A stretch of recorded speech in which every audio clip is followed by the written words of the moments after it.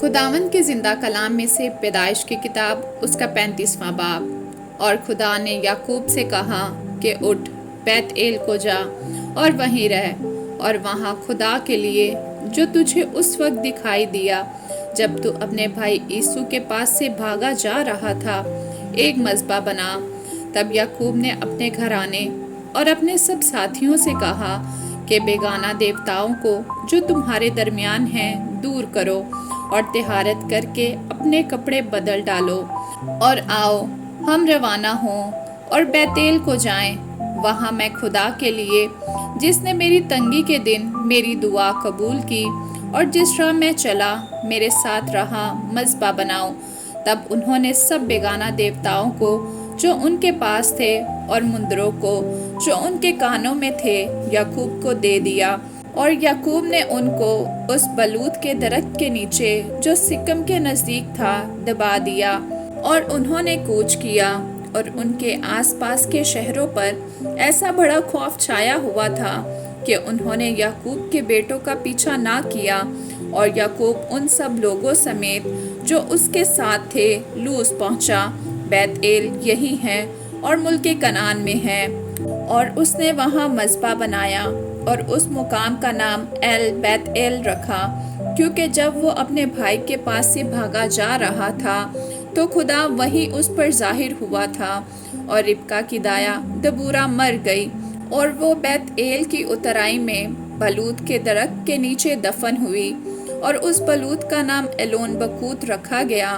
اور یعقوب کے فدان ارام سے آنے کے بعد خدا اسے پھر دکھائی دیا اور اسے برکت بخشی، اور خدا نے اسے کہا کہ تیرا نام یعقوب ہے، تیرا نام آگے کو یعقوب نہ کہلائے گا بلکہ تیرا نام اسرائیل ہوگا۔ سو اس نے اس کا نام اسرائیل رکھا۔ پھر خدا نے اسے کہا کہ میں خدائے قادر مطلق ہوں، تو برومند ہو اور بہت ہو جا، تجھ سے ایک قوم بلکہ قوموں کے جتھے پیدا ہوں گے، اور بادشاہ تیرے سلب سے نکلیں گے، اور یہ ملک جو میں نے ابراہیم اور اسحاق کو دیا ہے سو تجھ کو دوں گا، اور تیرے بعد تیری نسل کو بھی یہی ملک دوں گا۔ اور خدا جس جگہ اس سے ہم کلام ہوا وہیں سے اس کے پاس سے اوپر چلا گیا۔ تب یعقوب نے اس جگہ جہاں وہ اس سے ہم کلام ہوا پتھر کا ایک ستون کھڑا کیا، اور اس پر تپامن کیا اور تیل ڈالا، اور یعقوب نے اس مقام کا نام جہاں خدا اس سے ہم کلام ہوا بیت ایل رکھا۔ اور وہ بیت ایل سے چلے، اور افرات تھوڑی ہی دور رہ گیا تھا کہ راکھیل کے درد ذیل لگا، اور وضع حمل میں نہایت دقت ہوئی، اور جب وہ سخت درد میں مبتلا تھی تو دائی نے اس سے کہا، ڈر مت، اب کے بھی تیرے بیٹا ہی ہوگا۔ اور یوں ہوا کہ اس نے مرتے مرتے اس کا نام بینونی رکھا اور مر گئی، پر اس کے باپ نے اس کا نام بنیامین رکھا۔ اور راکھیل مر گئی اور افرات یعنی بیت لحم کے راستہ میں دفن ہوئی، اور یعقوب نے اس کی قبر پر ایک ستون کھڑا کر دیا۔ راکھیل کی قبر کا یہ ستون آج تک موجود ہے۔ اور اسرائیل آگے بڑھا اور ادر کے برج کی پرلی طرف اپنا ڈیرا لگایا، اور اسرائیل کے اس ملک میں رہتے ہوئے یوں ہوا کہ روبن نے جا کر اپنے باپ کی حرم بلہا سے مباشرت کی، اور اسرائیل کو یہ معلوم ہو گیا۔ اس وقت یعقوب کے 12 بیٹے تھے۔